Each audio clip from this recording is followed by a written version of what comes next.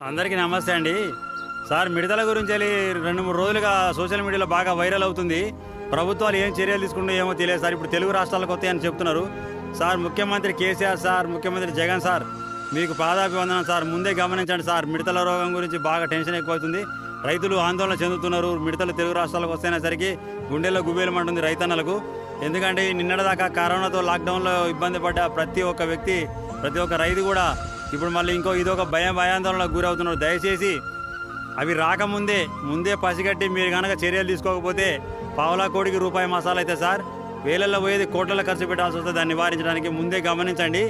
ఎందుకంటే మూలిగే నక్క మీద తాటిపండు పడ్డట్టు సార్ ఇప్పుడు. ఎందుకంటే ఈ మొన్నటిదాకా లాక్డౌన్లో అలసిపోయిన ప్రతి ఒక్క రైతన్న నష్టపోయినాడు. మళ్ళీ మీరు ఈ మిడతల గురించి కనుక చర్య తీసుకోకపోతే నిలువున ఆరిపోతాడు రైతన్న. దయచేసి ప్రభుత్వాలు వెంటనే చర్య తీసుకొని ఈ మిడతల గురించి పట్టించుకోవాలని. నమస్తే.